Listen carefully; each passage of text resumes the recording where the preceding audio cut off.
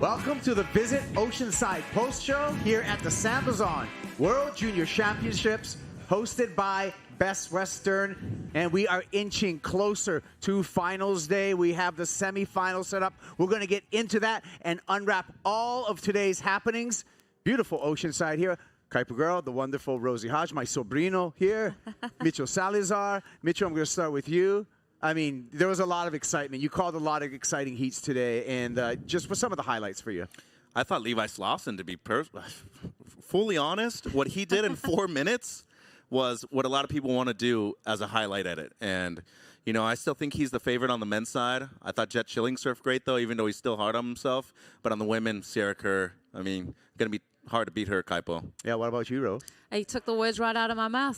Sierra Kerr was just unbelievable. I think Jackson's Bunch's performance against Joel Vaughan was also incredibly impressive, especially coming in as the form surfer into the quarters. Joel Vaughan, after yesterday's performance, Jackson did extremely well. Yeah, he had to overcome, you know, just seeing what Joel Vaughan did yesterday, and he was unhindered at all. Jackson Bunch, he's into the semifinals. But let's take a look at our women's quarterfinal and how we got all set up there. We had a challenge, and the challenge was this, the prodigy, Erin Brooks, Rosie. She came in as a favorite in this quarterfinal #1, but Sol Aguirre had some different ideas. I think Erin was definitely a victim to just the slower conditions in the midpoint of the day. She did some good surfing. There were solid moments, but Sol Aguirre, she started with a 7-point ride, and she just took control from that moment. She seemed super confident, and we've been mentioning it. She just looks like unflappable, Sol Aguirre. No, it definitely does, Rosie, and I think a lot of people are going to be saying that this is a surprise and maybe a fluke. I don't think so, because to me, Sol is one of the best surfers in the world. She's been on the Challenger Series. She's been in this event before, made it to the quarterfinals, lost a very close heat, and she surfed great. And she opened up with a 7-point ride, too, and I think that was a big difference maker. Erin was just chasing the entire time, too. Yeah, Sol, first time she's made it past the quarterfinals. She had 3 quarterfinal finishes previous in World Junior Championships, but it was Sol Aguirre. Smart surfing, smart use of priority, and she broke that barrier. She's into the semifinals. Mitchell, can she take it all the way? I definitely think she can. The one tough thing I will say, though, Kaipo, coming up against Zoe Benedetto in that first semifinal, you know, wave selection is going to be crucial, especially since she has a better backhand than she does forehand. Will she be able to be on those right waves against a talented competitor like Zoe? Well, let's take a look at where we are right now in the brackets. Rosie, we're all the way up to the semifinals. I'm staring at semifinal #2 right now, and that one's going to be one to tune in for. Yeah, I mean, Talia's been someone that's been very impressive. She just put on a clinic in her heat against Bella Kenworthy, so that's a fun one. Sierra Kerr, though, wow, blistering performance in her quarterfinal. Mitchell, what do you think about this? Some of your picks right here for the final. I'll probably go Sol and Sierra. I like it. And then I think Sierra eventually takes out Sol. I think it's a competitive final, though, but, you know, I hope they prove me wrong. Yeah. I really do. Yeah, it could be anyone. Talia Swindal, what she's doing right now, she could go all the way. And with that being said, she's the quarterfinal 4 winner. Talia is with Waxhead. Take it away, Waxhead. Finding the rhythm today, Talia, through adversity, not starting the best in either of your heats, but you know what? That momentum is with you. How did you find the source? What's the lucky key? I don't even know. I just found my rhythm in that heat. I just felt really connected to the ocean and just caught a lot of waves. I was pretty smoked, but yeah, I'm so stoked. Well, I'm sure you didn't smoke anything. You smoked because you're exhausted, paddling your life out and surfing such long waves. Is this a brand new board, or is this something you took out specifically for the changing conditions compared to what we had the last few days? This board's pretty new. I've been riding this the whole event, though. It's a Happy Every Day from Channel Islands, and it works amazing. I actually rode it for the first time, like, the morning before my heat on the first day, and it was just, like, instantly magic, and I haven't been off it since. What's the plan for the evening? Rest up or go out for dinner with the family? Probably go out for dinner. I don't know, hey, maybe hang out with some friends. I don't know, is tomorrow finals day? Are they going to run tomorrow? I don't know. Probably go to bed early, get some sleep, hydrate, and get ready for tomorrow. All right, and your fans, friends, shout out to anyone watching right now. Yeah, shout out to my friends. They're in Mammoth, and my family watching, and anyone supporting me. I really appreciate it. Let's bring it home. All right, get in the car, get back from Mammoth, because Talia is into finals day. Back to the post show. Thank you, Matt, and congratulations to Talia. And she's right. She needs to stay aware because right now we have 6 heats to finish. We have the semis and the finals. We have 2 days to complete that, you guys. So we're going to pick the best window of opportunity in those 2 days. So worldsurfleague.com is where you're going to find all the updates on when we're going to run. But when we talk about the women, Mitchell, I'm just so impressed on these young ladies and the level that we've seen. And not by just one surfer, Yeah. but the entire field. Well, you look at the 4 semifinalists. I said that that could potentially be the final. I mean, everybody could prove me wrong. Zoe Benedetto could come out really impressive in the semifinal, end up winning the event. I also think the same thing is true for Talia. I mean, a lot of people probably didn't expect her to beat Bella that way. Had an 8 and a 7, Rosie. She comboed her at the end. Yeah, Rosie, as a former pro yourself, are you proud? Are you kind of proud that you're seeing this next generation right now and what they're doing? Yeah, definitely. I think every time I come to events, I'm blown away at the standard of the women. And I love that we've got like an international flavor. I mean, we've got a woman from Peru, we've got a North American, we've got Talia, who's North American, Zoe is North American. So North Americans, I mean, making up 50% of that show. But it's cool to see just all these nations represented. Yeah, and in the same subject, international field on the men's side, and it was a young Brazilian that is making a name for himself here at the World Juniors. I'm talking about Leo Casal because, Mitchell, he took down the defending champ right here with Jarvis Earl going down to Leo Casal. And he didn't do it with massive numbers either, Kaipo. Little over 12 points in terms of the heat total. And Jarvis was coming back. I mean, he had a couple of scores in the mid-range, a 4 and a 5. But he just wasn't on those right waves at the right time. He was always catching up to Leo Casal. And impressive stuff right here, Rosie. Really like the way this kid served. Yeah, and I love it. Like, he's so honest in his post-heat interviews, just saying that he thinks that this current generation of Brazilian surfers coming up is underrated. It's good to see him start to up the ante as he performs through the rest of the event. He's just strong. You know, he's strong, he's chunky, he's solid in his surfing. I call him the junior Brazilian Aki when I first saw him at Snapper last year. And Leo Casal into the semifinals where he will face off against Jackson Bunch, Mitchell. And much like former World Junior Champions, Pablo Paulino, 2-time World Junior Champion, had a very similar frame, and also Kekeo Bam Bam Bacalso. And out of the 3 Brazilians that were left in the quarterfinals, he was the only one that advanced. Has a tough matchup in Semi 2. I still think Semi 1, though. Those are the people to beat right there, Kaipo, to me. Rosie, Semi 1, Levi Slawson, Jett Schilling.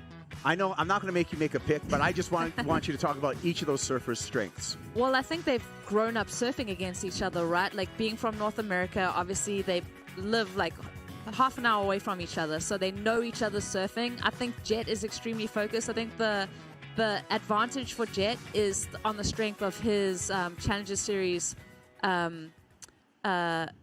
results last year and his experience. But Levi, he's coming in with a lot of momentum. Didn't you say his worst result in the last 4 events is a 3rd?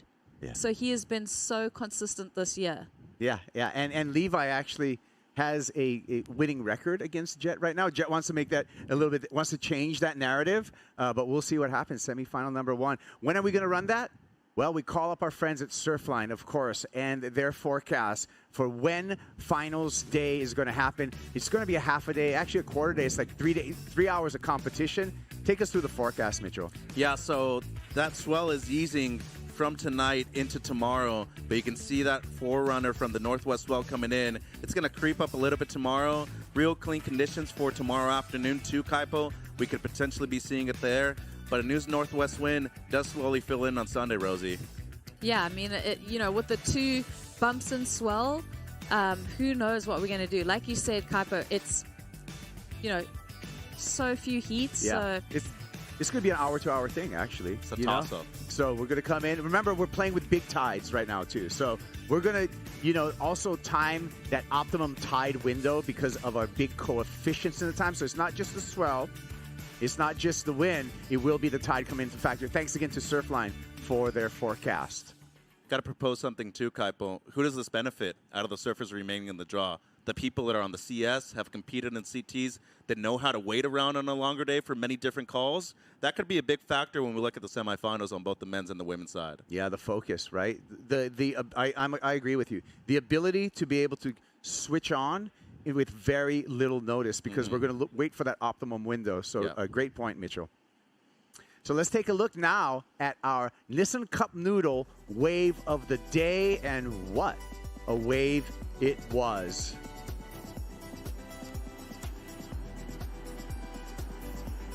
Sierra Kerr, of course, with the wave of the day.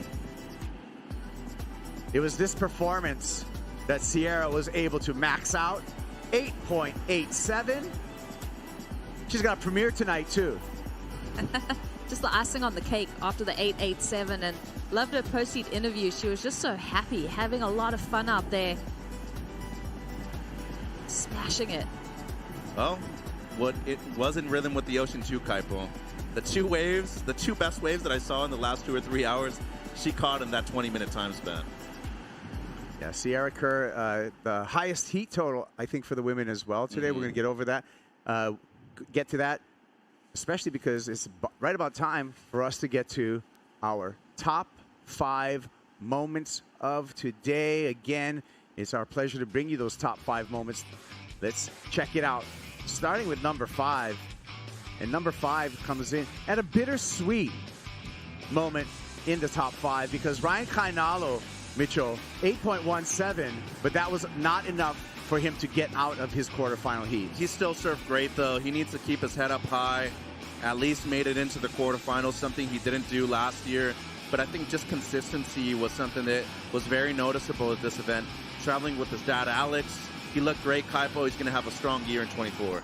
Number 4, making a name for herself, Rosie, Annette Gonzalez-Exabari. An 8.17.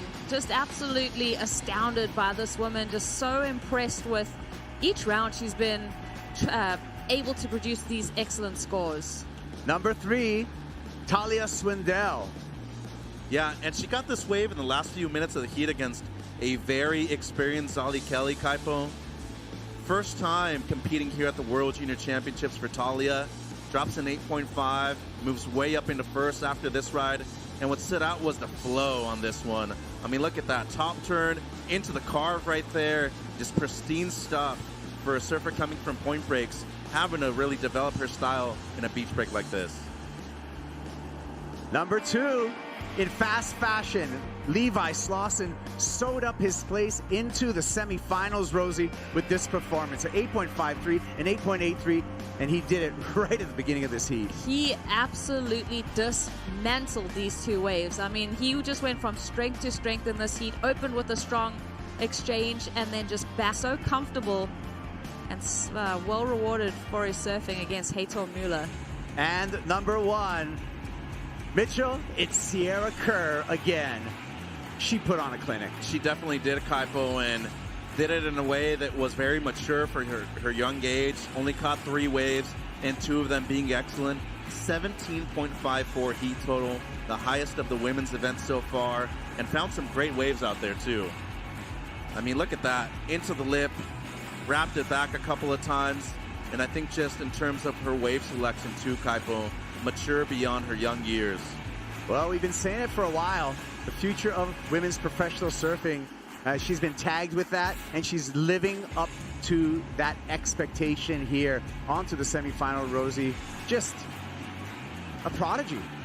I mean, like you said, living up to the expectations, and that's not always easy, Capo, because, you know, we've watched her free surf, we've watched her skate, and then to see her do these kinds of things in a contest singlet and have so much fun with it, super fun. I'm looking forward to finals there. Second generation pro surfer, inspiration from her dad, Josh Kerr. Well trained, great technique, great body mechanics. What else can you say, Mitchell? The sky's the limit for her, Kaipo, and also riding a board that she only got a few days ago, too. That's what makes this even more impressive. A brand new board out there for maybe the biggest event of her life. Yeah, and, you know, a world title hangs within her grasp. Well, that's the end. Thank you, Rosie. Thank you, Mitchell. A 7:15 call for a 7:30 start. Check into worldsurfleague.com for all of the updates. Enjoy today's end of day highlights, and you stay classy, San Diego. You.